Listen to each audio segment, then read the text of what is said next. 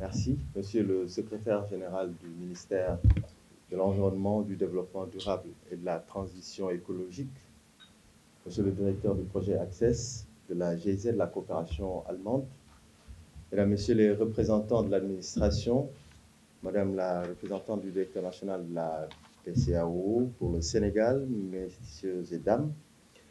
je voudrais d'abord au nom de monsieur Momodou Moustapha Ba, ministre des Finances et du Budget,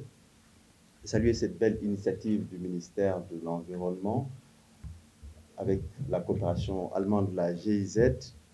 de nous réunir ce matin pour échanger sur ce projet de mise en place de la taxonomie verte. Nous tenons cette rencontre dans un contexte où nous subissons les effets de plus en plus sévères des changements climatiques, tandis que nous n'arrivons pas toujours à mobiliser suffisamment de ressources financières pour les activités d'atténuation et les activités d'adaptation liées à cela. La réponse à cette préoccupation est urgente. Urgente parce que déjà en 2009, la Commission européenne estimait, en liaison avec la COP 15, qu'il fallait pour les pays en développement 100 millions d'euros par an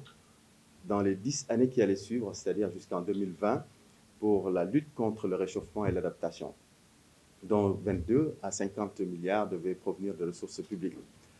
En plus de la rapidité avec laquelle les changements climatiques nous impactent, le problème le plus important, c'est celui du niveau de capitaux nécessaire à une bonne gestion de ce phénomène, puisque les investissements dans les infrastructures énergétiques des marchés émergents doivent à eux seuls atteindre au moins 1000 milliards de dollars américains d'ici à 2030.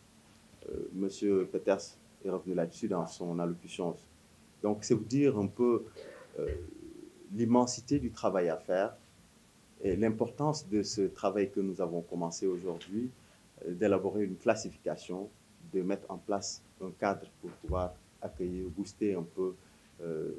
les financements verts au Sénégal. C'est la raison pour laquelle il est heureux, à l'occasion du sommet sur le pacte sur le financement mondial tenu à Paris, sous l'impulsion de son Excellence le Président Macky Sall. Donc, vous l'avez évoqué tout à l'heure, le Sénégal et le groupe des partenaires internationaux composés de l'Union européenne, de l'Allemagne, du Royaume-Uni, du Canada et de la France ont lancé un partenariat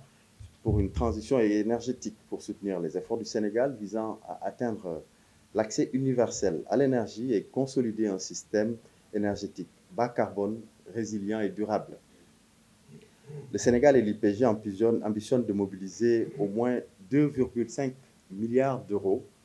soit plus de 1600 milliards de francs CFA sur une période allant de 3 à 5 ans. Mesdames et messieurs, le ministère des Finances et du Budget, à travers la Direction générale du secteur financier, s'investit dans le financement de la contribution déterminée au niveau national, qui est l'engagement du Sénégal vis-à-vis de l'accord de Paris sur le climat. En effet, en dehors des allocations budgétaires aux différents départements et entités publiques, le ministère des Finances et du Budget travaille actuellement à l'élaboration du rapport national climat et développement, ainsi qu'au financement des risques climatiques dénommé Global Shield, en relation avec la Banque mondiale. Le dit rapport devrait établir le diagnostic de notre économie tournée vers l'émergence en prenant en considération les aspects liés au changement climatique et au développement durable. Il devrait servir à prioriser les actions les plus efficaces qui peuvent réduire les émissions de gaz à effet de serre et accélérer l'adaptation tout en réalisant les objectifs de développement durable. Je rappelle également que l'État du Sénégal dispose d'un cadre d'émission d'obligations vertes, sociales et durables. Mesdames et messieurs, même si la finance verte ou durable se situe à un stade encore embryonnaire au Sénégal et dans la sous-région ouest africaine, en ce qui concerne les autorités publiques, nous devons mettre en place un cadre approprié pour les acteurs et aligné aux objectifs environnementaux et de durabilité du Sénégal. La taxonomie vient s'ajouter aux instruments cités plus haut afin de renforcer le cadre d'exercice de la finance durable et faciliter le financement de la contribution déterminée au niveau national et des politiques publiques vertes et durables. J'invite donc tous les acteurs à participer activement aux travaux que les ministères en charge de l'environnement et des finances démarre aujourd'hui avec le soutien de la coopération allemande, la GIZ, car la taxonomie n'intéresse pas que le secteur financier. Chers participants, pour clore mon propos, je voudrais remercier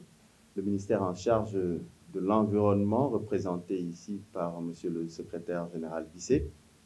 et tous ceux qui ont répondu présents à cet atelier pour manifester l'importance accordée aux questions environnementales et de développement durable. Mes chaleureux remerciements vont également à la coopération allemande, la GIZ, M. Peters, qui nous propose son appui pour l'élaboration de la taxonomie.